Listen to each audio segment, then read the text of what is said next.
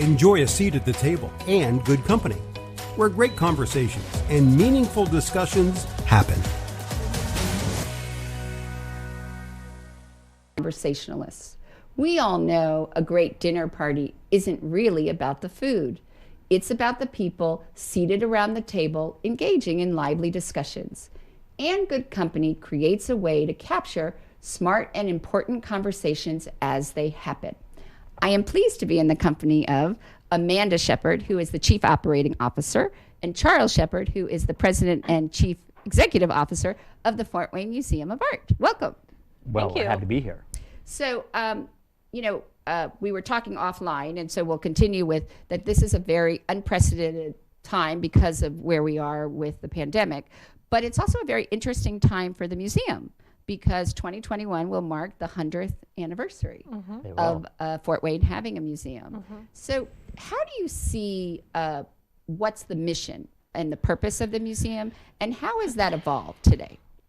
Well, the mission of the museum today is really about using American art, and that starts with collecting it, preserving it, taking care of it, then presenting it to engage broad and diverse audiences to help them learn about American art and the culture of our country. And really, we hope to add something to your life with what we're doing that maybe wasn't there before. So whether it's learning something new about American art or appreciating it in a way that you maybe hadn't before, learn something about the artists and what they're doing, that's really what we're all about. And it has changed over the years. We haven't always had that same kind of focus. Right. Well, and partly it's because when you came in 2003, the permanent collection only had 1,000 pieces, and now you're up to 7,000 to 8,000. So you've really been able to sort of shape the direction and what the collection should be and what you want the museum to be. Because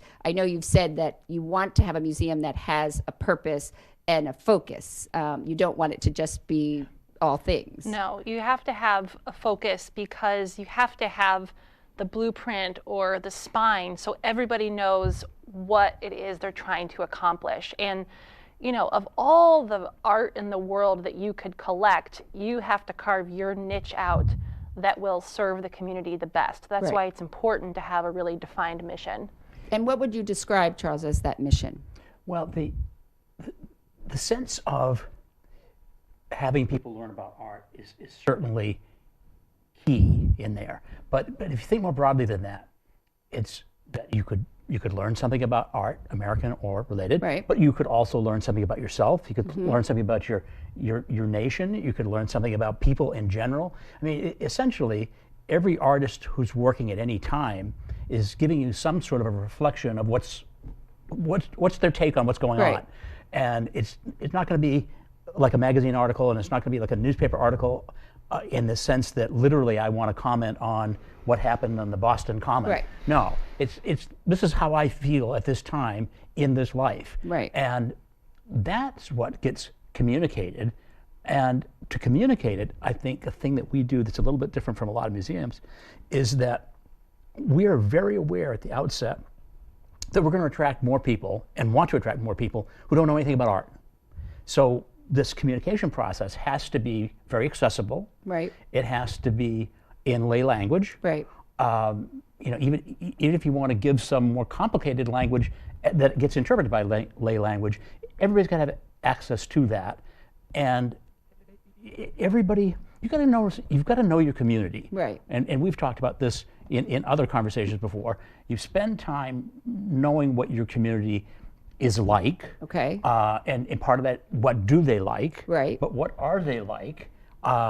You know, are they progressive? Are they wild and crazy? Are they conservative? You figure this all out, and you try to be something that's going to appeal. But should you only, I mean, this goes to the commerciality versus the creativity. Should you only be a place where it's safe for people, what they would feel comfortable with or what you think they would like in a community? Or are you also there to sort of provoke and appreciate art for art's sake? I mean, what purpose how do you look at that in terms of being a museum? because there is the issue now with so much public art, and we saw that with Black Lives Matter and the response of people, painting murals on the, the boarded up buildings, but also now with so much of the mural artwork and happening everywhere. How do you sort of define what should be within the context of a museum space? I think I start with the notion that is history-based. Okay. So, for example, I'm as a curator, as a CEO, I'm aware of everything going on around us, but I'm not wanting to fall into trendiness. I did a show some years ago about Japanese internment camps, and I did the show because, in fact, nobody I talked to knew anything about a Japanese internment camp. Right. And so I thought, okay, I've found a children's book author and the artist for that book, and they had a wonderful book about this. And so you're bringing up a topic that's hardly known anything about, a very upsetting social topic, right? And yet you're doing it through the illustrations of this children's book. So it's pretty safe to get into some deep stuff there. We've done a number of shows like that. Well, and you have one up and coming. You have one coming with Larry Burroughs, The Life in Vietnam. Yes. So, and that certainly is a controversial topic. So how do you pick what your shows are going to be, or what your or going through the permanent collection, because you talk about what's on view now are the newest pieces, and you said that it may be hard for people to view because it's sort of, you have this type of piece and then you have a different type of piece, and there's not like an organized sort of fluidity to it. So how do you think about that in terms of what types of shows or what you're going to do, or the layout of when you're going to do what? Well, it starts with the fact that, we're not a huge museum. You might even say we're a small to mid-sized museum, even though we're appropriate for the size of Fort Wayne. A lot of people might compare us to the Met or the Art Institute, and you think, okay, it's not quite the same. So you start with the fact that we have a limited footprint with which to work with. And then up until the past couple of years, we've had a limited collection as far as museum collections go. You might hear the figure 5,000 objects and think that's a lot of works of art. Well, in terms of museum collections, that's not a lot. You've got museum collections with hundreds of thousands of objects, even up to 1 million or more. And so our collection is modest. And so you have to be really creative with what you show in your galleries, because you don't have that that comprehensive collections experience that you might get at a Metropolitan Museum of Art. So you say, okay, then I'm looking around the country and I'm looking at what artists are really doing something special that our community is going to appreciate. Right. And your point about, do we provoke, do we not? I don't think it's our intention to be, poking at people and provoking them just to get a rise out of people. Right. But I think that, I don't think we're about sensationalism, but you can provoke people in a way that takes their mind and their spirit kind of outward and upward. I think that's the kind of the provocation that we're after, to kind of tap into people thinking differently or seeing something differently, not in an aggressive kind of in-your-face way, although from time to time there might be something that's a little bit edgier. Right. Well, I think it's important to consider that if the museum, ours or anybody's for that matter, if you're echoing what other presenters are trying to provoke people about, where's your differential in that? Right. What are you accomplishing there? Right. I mean, yesterday I did a live bit where what I'm going to poke at and provoke you with is the fact that this beautiful, shiny, glimmering thing is cast glass. This rough thing with sand still clinging to it is cast glass. What are we talking about? How could they both be the same thing? Oh, well, in this case, it's been ground down and polished, and in this case, the artist doesn't want that look. They want to harken back to a look of ancient sand castings. So there's a lot to provoke people with that that isn't headline ready. Well, you could say that you're not, in those cases, you're not provoking, you're sparking. You're sparking Sure. either Yes. an interest or a creativity. Yeah. But it's all, but in a lot of ways, it's very intentional. And you sort of, you know, have really thought about, and both of you have sort of looked at and said, okay, what do we want the museum to be, and what do we think would appeal? And what's interesting is that you've really sort of focused on studio glass, and also because even before I think you acquired some significant pieces, you were still doing each summer. You had a glass summer exhibit, glass. right? So talk about how, why, and how, and where we're going, because there's some significant things have happened, and I heard are going to be happening with in the area of studio. And we can touch glass. on those.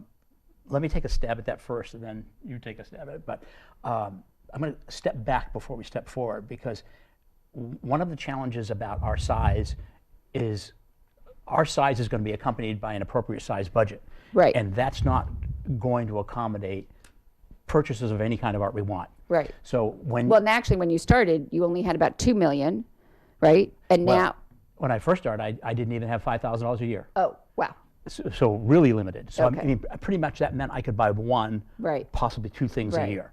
Some years nothing. I'd have to wait and save up. Right. Okay. And then 10 years ago, Okay. we raised $2 million for the Okay. collection, and it felt giddy.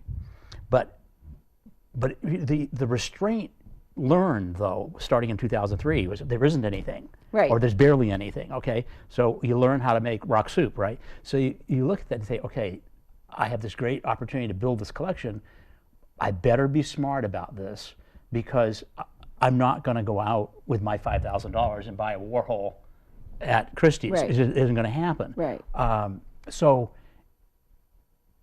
that's where being an art historian is very helpful, because I can look back through however many years you want to look at, and I'm looking for the birth of America Right. up, and you think, okay, so what would be wise purchases? What's available?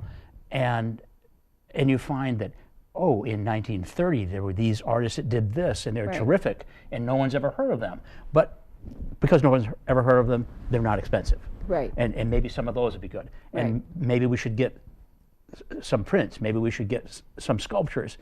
And through that careful planning, when the $2 million was suddenly there, oh, I'm pretty frugal. Right. I'm already thinking that I hate to say it, but it's like I never think retail. right. No, and that I think also because it's the chief operating officer, obviously the budget and spending, and you know, but you're very much more involved in sort of the collection, and even you even think about how it's displayed. Sure. Because there are other issues. So you're very involved as much Yeah. because you look at it as museum operations. Sure. But what impresses me is that how you go about finding art, and now with technology, obviously with these online So much deals. better. And so tell about how we got the Chihuly. Well, the Chihuly, there are two Chihuly stories for us that were major. One was that while serving on somebody else's board, they were given 3 Chihuly Macchias to auction off for a fundraiser. Okay. And the problem was that nobody that comes to their fundraiser buys art. They buy other things. So they're saying, it's a nice gift, they're beautiful, but you know, we're gonna get $10 for these things, you know, and they're worth, you know, thousands. But now they're worth even more than that. Yeah, But, exactly. So I thought, okay, here's I'll make a gesture and I'll leave the room.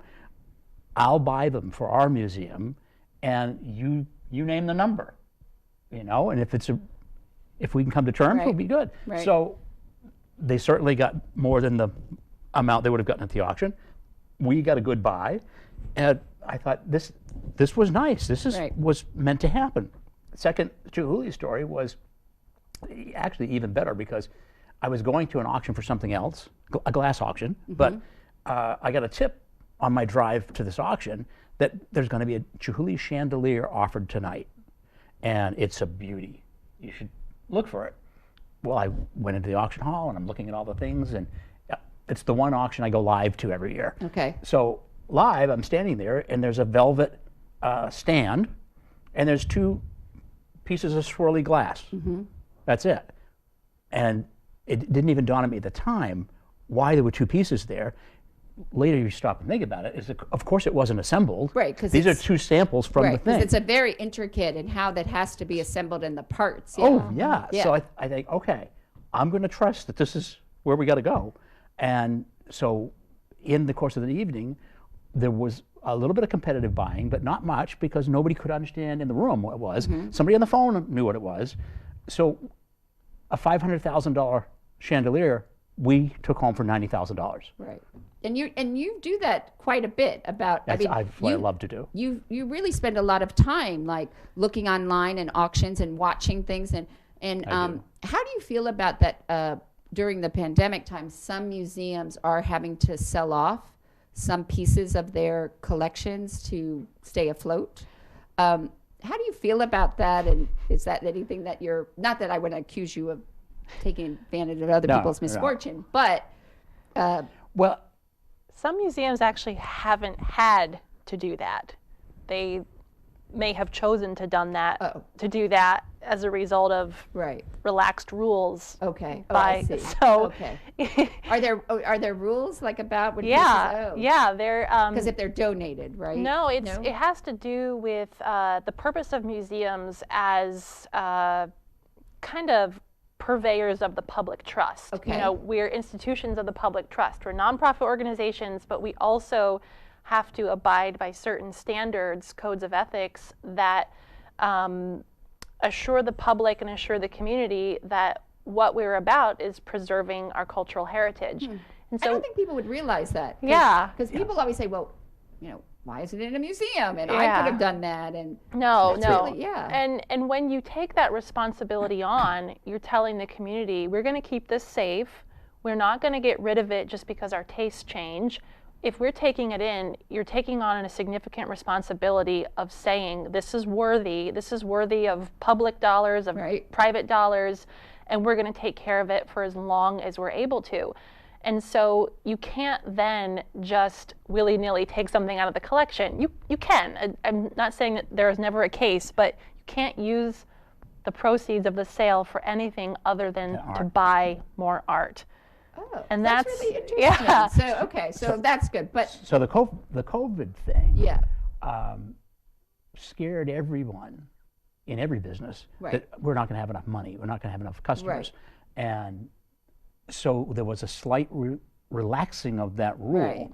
Like if you were going to have to close your door because you couldn't, pay the oil bill, maybe we'd let you sell some art to make sure that you don't go under. But immediately some museums took advantage of that, and they said, "Oh yes, we're going to pay the oil bill, and we're going to make sure that we don't fire the staff, and we'll reserve $2 million for that, and we'll take $80 million and have a field day."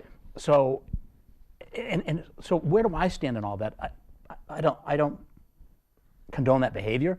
But I could tell you almost from professional selfish reasons, partly why I don't condone that behavior is because some of these big places have no concept, the people running them have no concept of what it's like to be scrappy and have had $5,000 a year or none for it.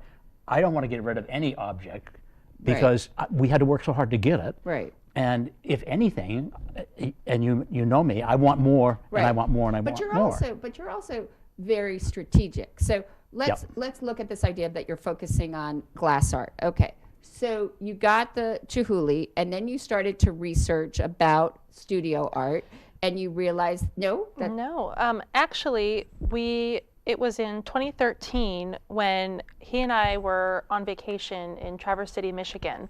And we went, there's a lovely museum up at the community college there, the Dennis Museum Center, and they had an exhibition of the sculpture of Howard Ben Trey, and he actually recently passed away. He makes these beautiful kind of totemic, glowing, kind of haunting glass sculptures, and we had never seen anything like it before. We're like, oh my gosh, this is amazing. We looked at the little label and it said Habitat Galleries Detroit, and we were like, huh. So in true Charles fashion, he calls them up, cold calls them, and says, hey, I want that. How do I get that? And that's where it started. And they were a contemporary glass gallery, right? They're the oldest and most prestigious gallery for glass in the country. So, and then you started to do research, and then you realized that a lot of people thought it was more of a craft and not something of a collection. Well, especially in our business. Right. Because as you go through the training that most of us at the museum go through, art history doesn't look favorably on the crafts. Right, because also, and they didn't necessarily look at studio glass art, because really in the United States, it's only been the last, 50 to 60 years, right? So, so there's a blind side there, Right. if you will. And in fact, actually, I will tell you, I shared in that blind side. When we were at the Howard Brand Trade Show, I was excited about this as sculpture. I wasn't even paying attention to what he was making it out of. This is great sculpture. It's some of the best sculpture I've seen in years. Okay. And then you read the label and you find out it's made out of glass. You think, well, it doesn't look like glass. I mean, I don't know. Right. And so we found out that it had been curated by Ferdinand Hampson from the Habitat Gallery. And I realized in my years of working for University of Michigan, I went by his gallery dozens of times and never even went in. And so the first thing I had to do is I got to apologize. I'm really sorry. I'm groveling at your feet. You did a beautiful show. I lived close to you and never came, and I'm sorry. And he couldn't stop laughing. He said, so why are you calling now? I said, because I'm crazy about sculpture and glass. People say that you know all about it. What? I want to get into this. And he basically said, hang around with me and we'll teach you something. Okay.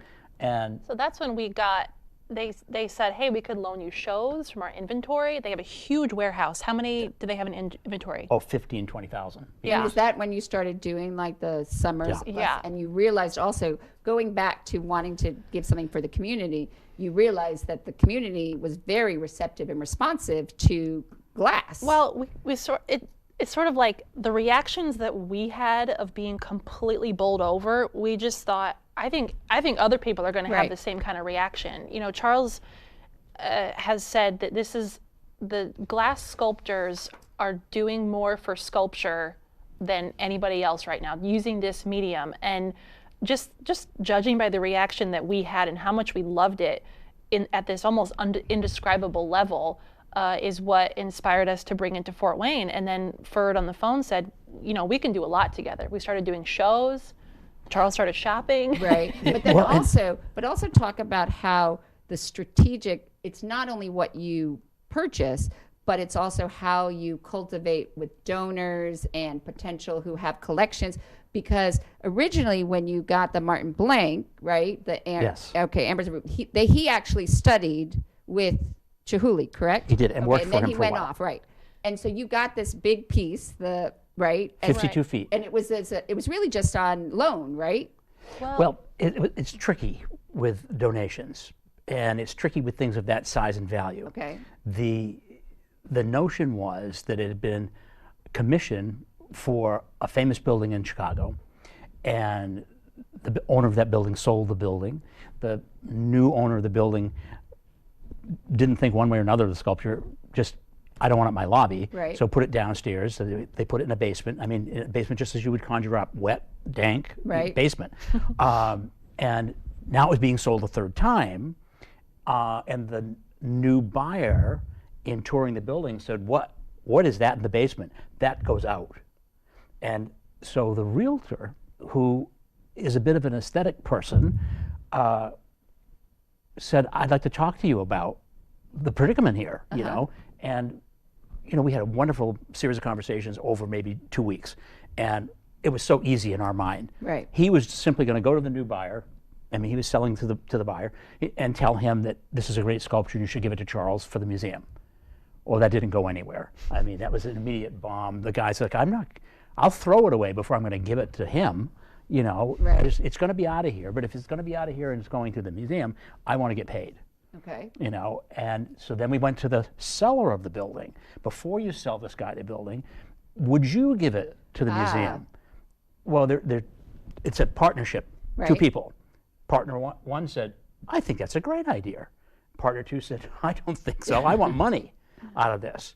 And so we had to find a third party who would think this was a fun enough, crazy enough notion Right. to jump in and actually buy the sculpture and then turn around and give it to us. And the hitch of why it's on loan, for this year's period, is it's valued so highly. It's $2 million. Yeah, ish. it's one of the largest outdoor glass. Oh, yeah. It's big, and it turns out his tax attorney said, well, you can't buy it and flip it for the deduction. You got to collect it. Right. You got to be serious about it, and then you give it to Charles. Right. Which is why a lot of people ultimately give their collections to the museum, or they want legacies. But then it also led to you getting another blank piece, right? It did, because Martin was so excited that his piece was saved, and Martin's collectors were so appreciative and excited that they started calling us to congratulate us, and then this fellow in Los Angeles gave us another Martin blank, and we quickly, we think customer service. Right. So here's the thing: you have this thing that you'd like to give us. You won't have to lift a finger. We'll send a team in, a troop in. We'll take the thing, we'll wrap the thing, we'll clean up your house, we'll do your dishes, and we'll get out of there with it. And that's what we did. But none of this would have been possible if it hadn't been for 5 years straight of us doing shows, of putting ourselves out there. We would go to collectors conferences, going to auctions. Charles was very visible at those auctions. At that Chihuly auction, we have a video of him. He's pacing up and down like a mad bull, fanning other people with his bid paddle, and people are getting a kick out of him, swatting at the phone, telling the phone bidders to go away because Charles was going to get this piece. And we really got known among collectors as a serious museum who was going to take care of your collection, and that's when this momentum started happening. And so now we're really at a big momentum. So can you talk about this? We can. The pieces or the donor collection? It's 33 pieces, right? Yeah. This is. I gave a presentation in August, a Zoom presentation to about 90 people, and they're all over the country. And what was it in? What was the presentation on? The presentation was how we got into glass. Okay. So we're telling the same story we're talking about. Right. And some of the people in the presentation, probably about 30 of them, knew us, had seen us at these things. And remember the night when I was waving my paddle, I was actually going over to the phone where there was a bidder and chopping, cut him off the line. That piece is mine. So that went well. And really, it hadn't been over 20 minutes, and I got an email, and the email said, I'm an Australian collector. I loved your presentation. I'm going to give you a 6-foot human figure in glass by an Australian glass person, and I want to be part of what you're doing. So that was great. Other little things happen like that. Okay. But then the phone rings, and on a crazy day, and I'm not going to take the call, but Amanda's team, starting with Amy Schreiber, says, you're going to take the call this guy back, and call him now. Don't even put it off for an hour. So I call. It's not a guy. It's a woman who has also seen the presentation, and only she saw the tape of it, and said, I'd like to give you a piece from my mother's collection. She passed away last year. She has 30-ish pieces of studio glass. I think you're doing a great thing there. And that very conversation, lasting about an hour, we talk about her mother. We talk about what her mother felt like when she was collecting glass, how much she loved glass. And you think, maybe the collection should stay together. Maybe it should come to us, the whole collection. And we're like, what an idea. So within 60 minutes, let's do it. And then you had to figure out how to make it happen, right? No, I actually, Charles and Amy spent a solid month on the phone. I'm telling you, a solid month, several hours a day of working out the logistics, and it's a lot more complicated than you think. The collection's in two parts of the country. Do you want this one or that one? Or I don't have photos. I do have photos. Here's the list. Well, and also you had to value it. You had to have appraisal, right? And then and then also the logistics of where are you going to put all this? Yeah, shipping, insurance, credit lines, tax deductions, all those things. it's a lot of work, but it's so rewarding. Well, and with any estate, there are all kinds of factors that we would know nothing about. Right. You know, I don't know how many people are involved here. I don't know how anybody other than the executor feels. And she and I got along immediately well, and continue to get along immediately well. But she's got other issues as she solves this to deal with, and sometimes that means that we're stretched out for a few days while we're waiting for an answer to this question or that question. But this is a remarkable thing for this museum to get someone's entire collection. The pieces are all museum quality, top-rated artists, beautiful pieces, ranging from smallish to 6 feet tall again, and it's a first. It's the thing. It's a thing we've always been working for. Right. Well, it's sort of, I was joking that your new current exhibit, I think it's sort of like if you put it out there and you ask the universe, because it was a quest for more, bold visions in glass sculpture. You know, Sarah, I usually come up with exhibition titles. Yeah. I, just like you, I like to write. And I was like, what would Charles, he wants a lot of glitz and glamour and hyperbole, so we're going to go big and bold and more. And it really is. It is a quest for more. But you put it out there. Yeah. And it's really, and then also, we also have to look at, and I didn't really realize until I did some research about how important this really is that the relationship with in 2012 that you created the repository for the American Cut Glass Association and their permanent collection. And at first, I was like, okay, this is like, those vases and crystal that you see. And I didn't realize, though, about cut glass and how this was really an American art form. And actually, glass making was the first industry in Jamestown. So that work and how that came about in 2012 is also a very significant component of this, and really lends a lot to our being authorities and authenticity in the glass area. So talk a little bit about that as it parlays into the studio glass. I was at the gym, and a trainer that I knew came over and said, I'm so glad I see you here today, because last week a woman that I trained in her house gave me something for you, and I keep forgetting to tell you. So I said, what is it? He said, it's a glass something. He said, I'm taking care of it, but it's in the trunk of my car. So he goes out and gets his duffel bag, he comes back in, and it's a gorgeous cut glass bowl. Right. And at the time, I don't know what brilliant glass is. Right. But I thought, this is old. You can tell it's old. It is beautiful, no doubt about it. And I think it might have a place in our evolving decorative arts collection. Right. So thank you very much. I wrote her a note, thank you very much, and she was very happy that we liked it. But now I've got to figure something out. So, these days, if you want to know anything, of course, online somebody knows something. Right. So Brilliant Glass, and up pops the Brilliant Glass Association. Although first up popped people from that association, and the first 3 individuals were retired men who want to help this guy, this working guy, figure out what he's got. And so I was on the phone. It was a Saturday. It's like Antiques Roadshow. Yeah. Oh, really? Museums. Well, they're saying, turn it over. What does it say there? And I'd say, well, I don't know. This is these letters and those letters. Oh, we're going to tell you what you have. And they did. Well, we talked on and off all one Saturday about this crazy bowl while I got the facts. And so they said, do you want any more glass?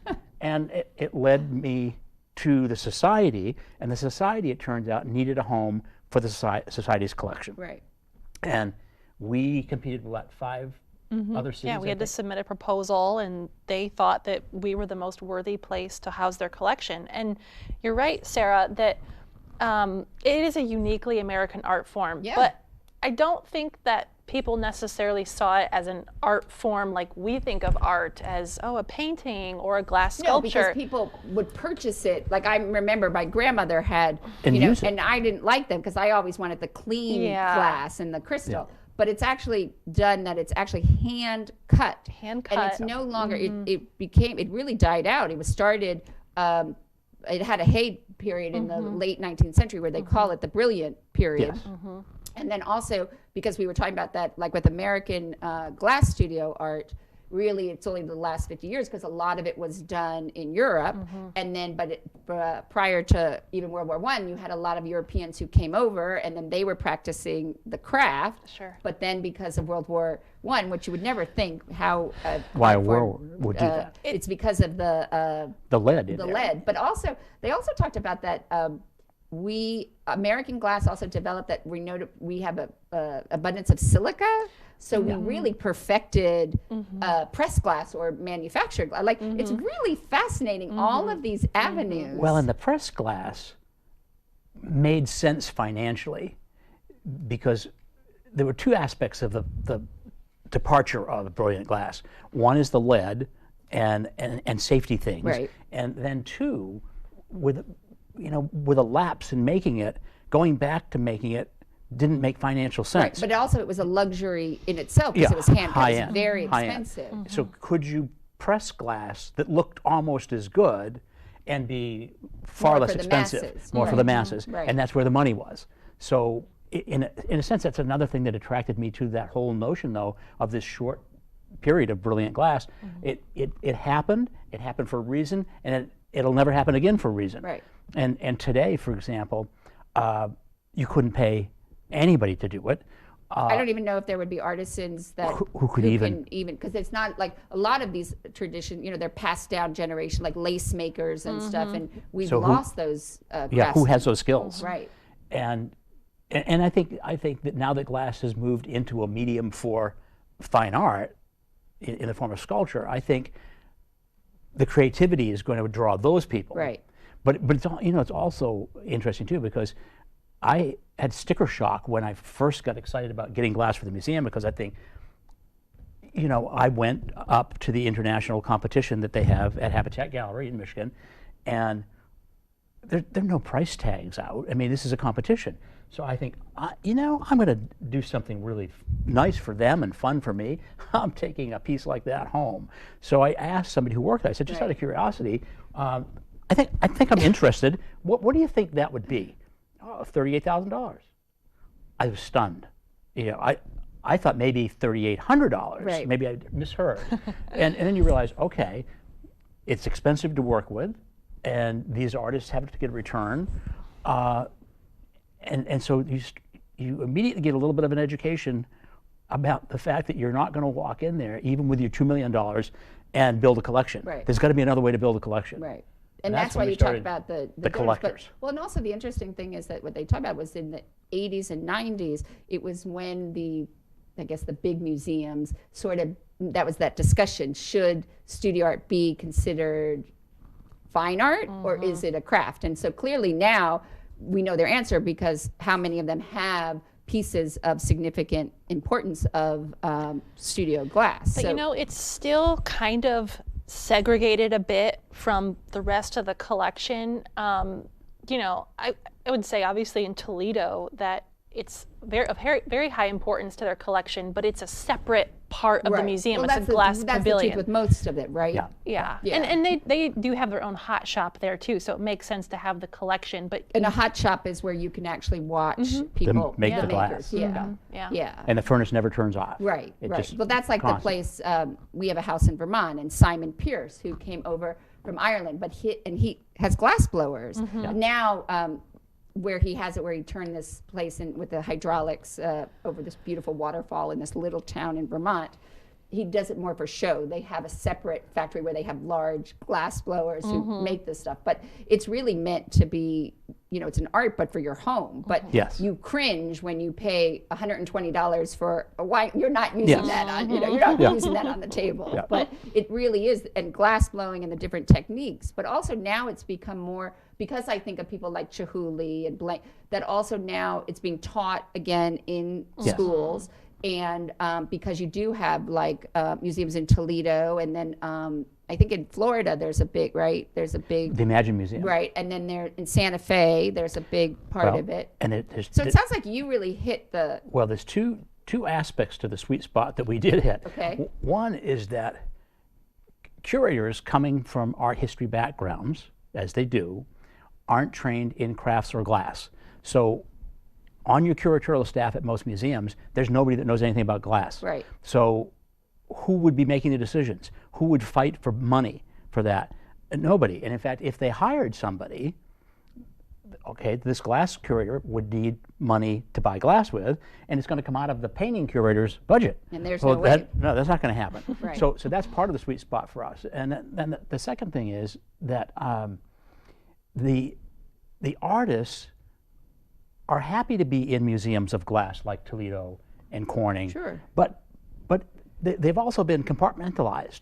They've been pigeonholed, and they want to be there, but they want to be in fine art museums and change the game for them and change the buyers for them. Right. So, and clearly having their pieces in a museum or having a show that helps to not only for the value and increases the awareness. It helps their market. It helps their reputation, their whole career, and I have to tell you, they're wonderful to deal with. Amanda and I have so many world-class glass artist friends that would never. I can't tell you I have any world-class. I don't even have any national painters as a friend, who are really up at the top of this. And the glass people are marvelous to deal with. They're excited about showing in Fort Wayne.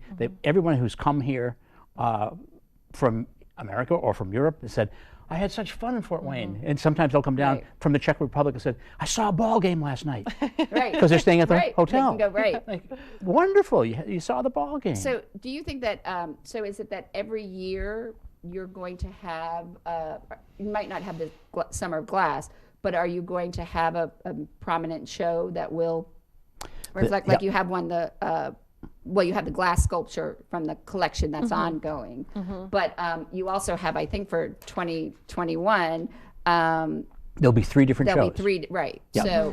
So the notion became, Summer of Glass was a hit, no doubt about it, and your concoction, Summer of Glass. But after a couple of years, 4th year, I think, you begin to notice that people aren't looking for glass the whole rest of the year. They're just coming for the Summer of Glass. And I think from a marketing standpoint, you're going to break that up. Why don't we have glass at different times of the year? And why don't we have, as the collection grew, why don't we have some out permanently? And people want to see it. So it's good for people who want to see it, and it's good for us because we need traffic. Right. And then, so I couldn't figure out, I thought this was very interesting. I'm a member of the museum, and I got this postcard about Rick Beck and the rocker gear offering that you did.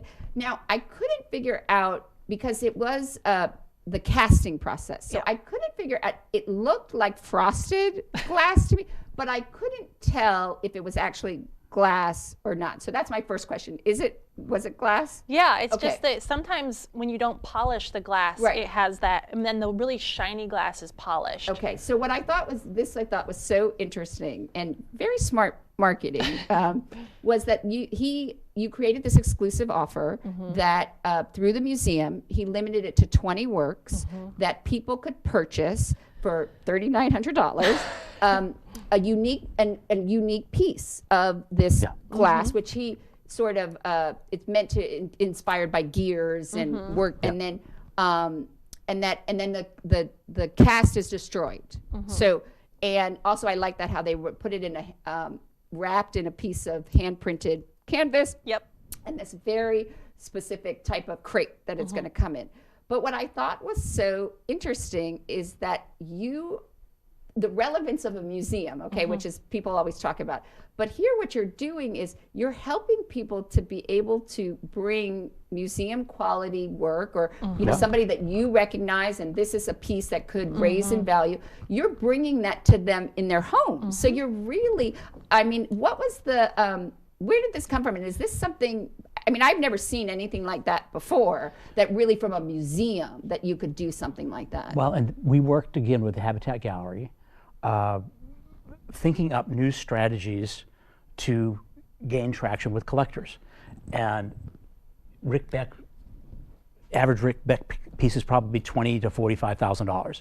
So what if we could have a Rick Beck piece offered through the museum that would be an entry point piece, and it probably would rise in value, but we're not asking you to spend $29,000 or $39,000. We're asking you to spend $3,900, and get a really good quality Right. thing, and it's a new concept, but I think it's going to get traction. No, and well, what I thought was the smartest thing was like, I want to build my own art studio glass collection. So I'll just wait to see. It's sort of like an endorsement. Like, Yes. okay, so we've identified this is an upcoming artist, or this is someone through your travels that you know is going to be the next, big thing or whatever. And then the museum, it's sort of like it's like a good housekeeping seal. It's like the, it's the Fort Wayne Museum, the Shepard's seal, and it's a really.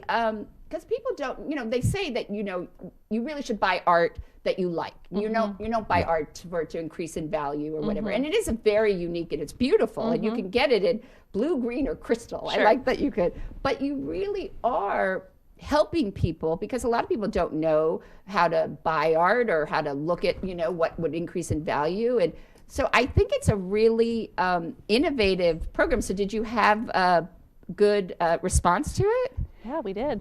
Did you sell out? We haven't sold out. The sale's still going on, but yeah. Now, how did you come up? This is just the gallery suggested, or have they done this before? Or This year's the first year they've ever done it. Okay, so it is very And new. it is very new. It's very innovative. And I don't know any other gallery in the country doing it. Well, I don't know any other museum. I mean, like at the Met or the MoMA. I mean, they have their gift store, which you buy like reproductions or something, but not the real thing. No, and not something that's really of an artist. And the Paradigm Gallery at the museum is phenomenal. Is full of original art. We kind of aren't really a gift shop in the It's same a gallery. way. It is a gallery. And so this was a natural extension of that. And just like you said, buy stuff that you like. Spend $100, spend $50, that's okay. Okay, maybe you want to go up a little bit. Maybe you want to get something that's a little more rare that you really won't find in a lot of homes. So you're like, I want to get into this glass thing. It was a way to help people get into collecting if they want to. And by nature, because we said if something is in a museum's in an exhibit or in their collection, it will increase the value. So you're not only offering it to them at this incredible, but you're also then sort of helping to ensure that it is going to increase in value. So I thought this was really a very smart, innovative. I mean, I wish I had the $3,900, but I really did. I thought that your it was museum membership, you get a discount. Oh, Sarah. that's right. That's right. That's true. Well, and here's another thing that I think we all know is that people will call us up, or sometimes when we used to go over people's houses years ago, pre-COVID, people say, I was somewhere last year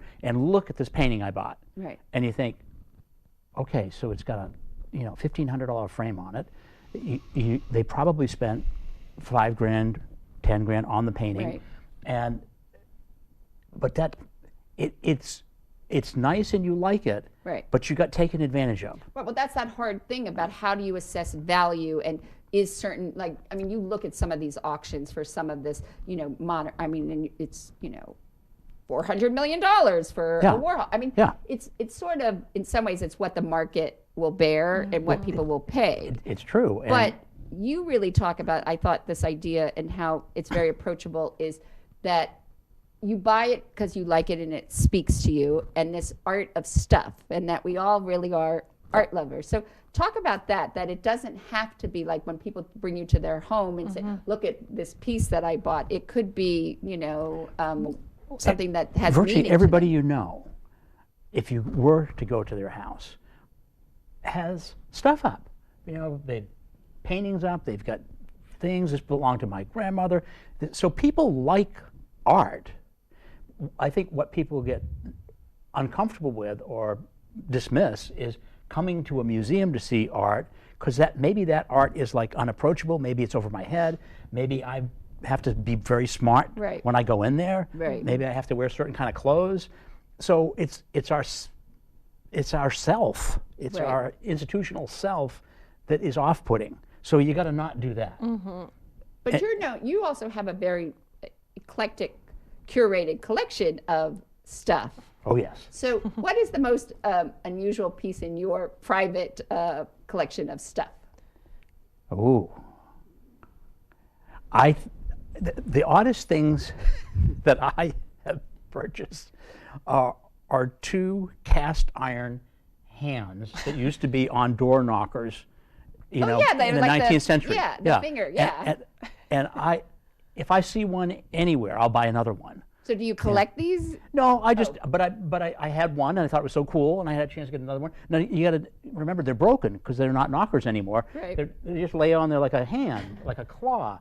So those are a couple of odder things that I have, and I have one at home and I have one, you know, at Right. the office. I don't know what I'm going to do with it. And every once in a while, an antique toy will show up at the house. Well, and that's another interesting. You do bring both your passion and past experiences, because I did read that we have slowly at the museum increased our collection of mid to late 20th century toys.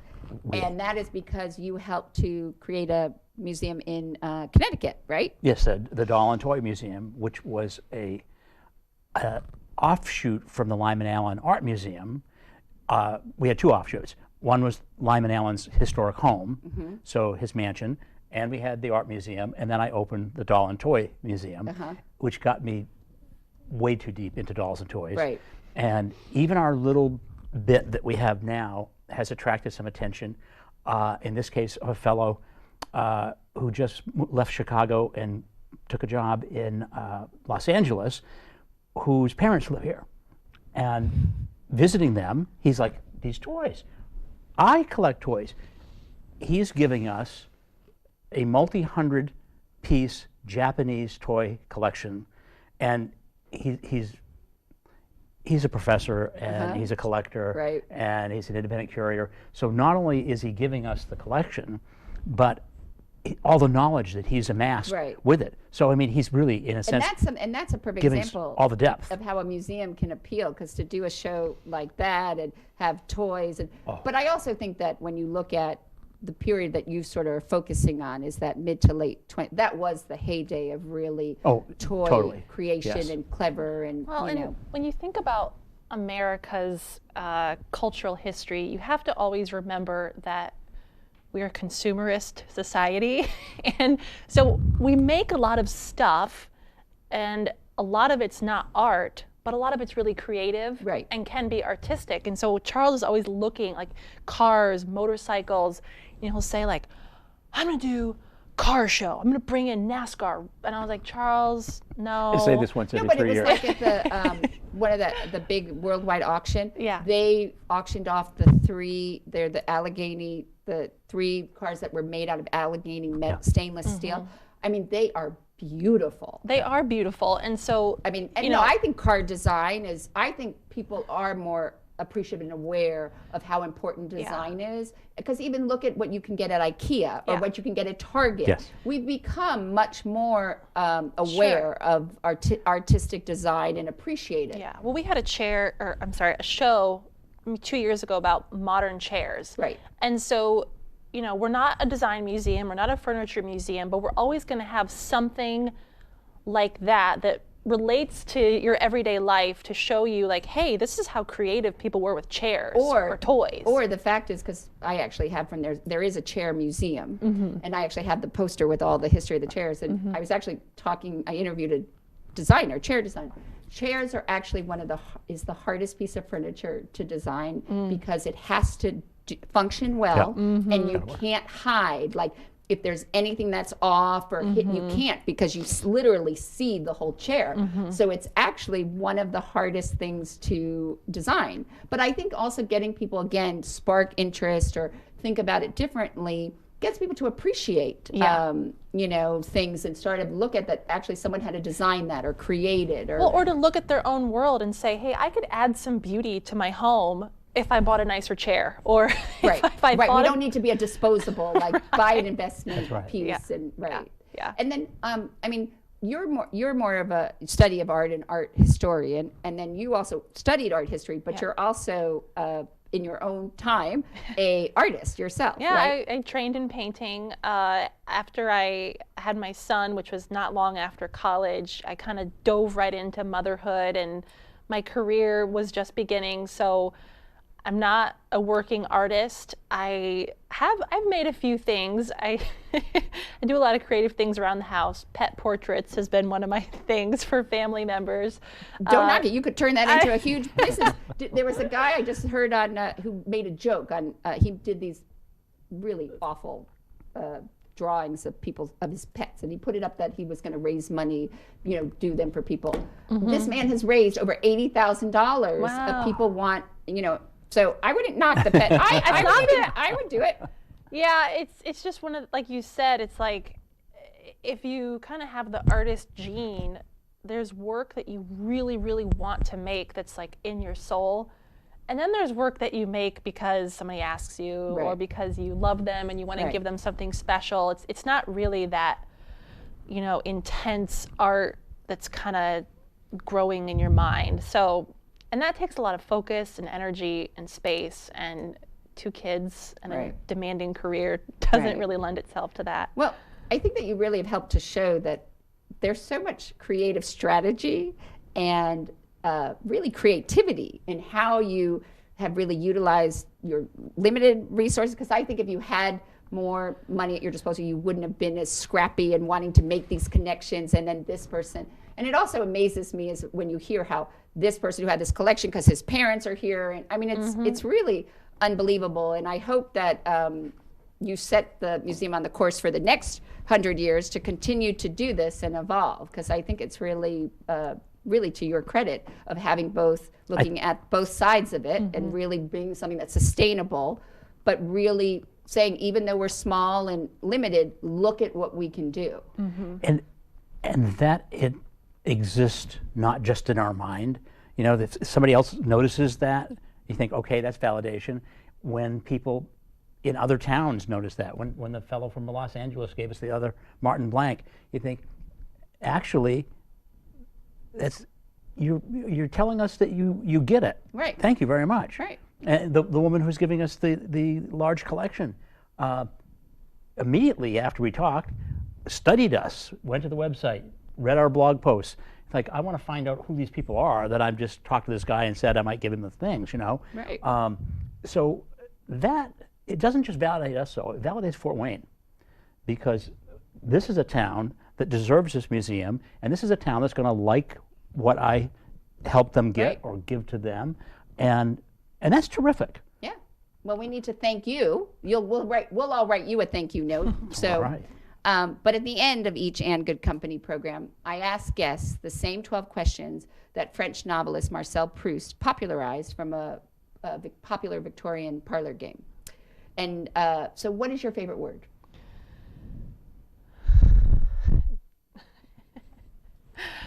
Favorite word, repugnant.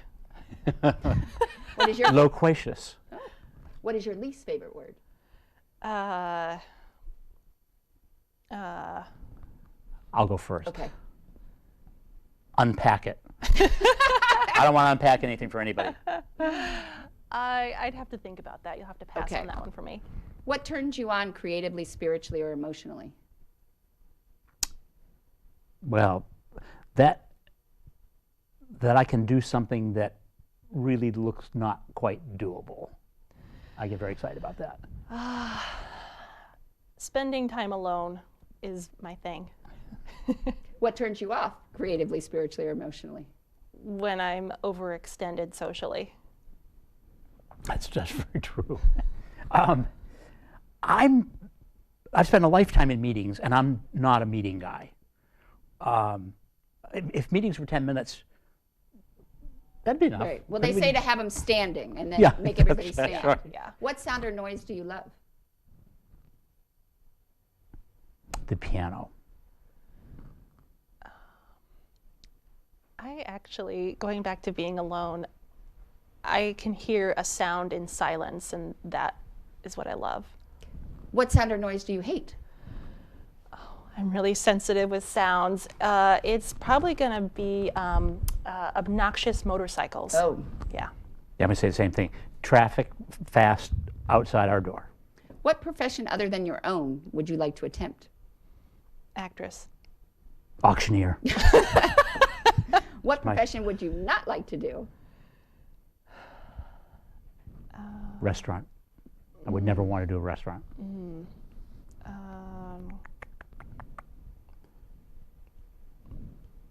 Pass. What do you consider your greatest achievement? This collection. Marrying Charles. Ruling the world. Who, living or dead, would you most like to have a conversation with? Diana, Princess of Wales. There you go. Living, Bob Dylan. Dead? Oh.